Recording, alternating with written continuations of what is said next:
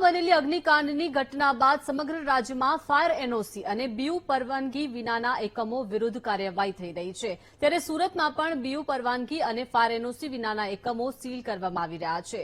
સુરતની આ કામગીરી હવે વિવાદમાં આવી છે। સુરતના મિલેનિયમ ટેક્સટાઇલ માર્કેટ 2ના વેપારીઓએ મહાનગરપાલિકા અને ફાયર વિભાગની કામગીરીનો વિરોધ કર્યો છે। વેપારીઓએ આક્ષેપ કર્યા છે કે મિલેનિયમ ટેક્સટાઇલ માર્કેટ 2નું જે ફાયર એનઓસી ઓક્ટોબર 2024 સુધીનું હતું, જેને રદ કરીને માર્કેટ સીલ મારવામાં આવ્યું છે। આ અંગે અધિકારીઓને અનેક વખત રજૂઆત કરવામાં આવી છે, આમ છતાં અધિકારીઓ જવાબ આપતા નથી।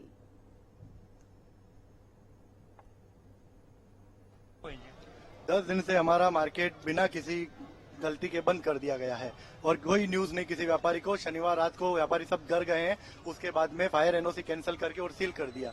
बिल्डर के पास भी कोई नोटिस नहीं और किसी व्यापारी के पास कोई न्यूज नहीं और हमारा मार्केट बंद कर दिया गया। और खुलने की किसी प्रकार की जो नॉर्म हमको कमिश्नर मैडम ने दिए थे वो बिल्डर ने सारे पूरे कर दिए। उसके बाद में भी कमिश्नर साहब से कोई पॉजिटिव रेस्पॉन्स नहीं है।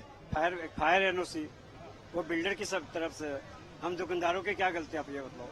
हम दुकानदार रोजी रोटी छोड़ करके घर पे बैठे हुए हैं, हम लोग की रोजी रोटी कैसे चलेगी, हमारे लेबर का कैसे चलेगा, हमारे कटिंग वालों का कैसे चलेगा, सबकी रोजी रोटी बंद पड़ी है।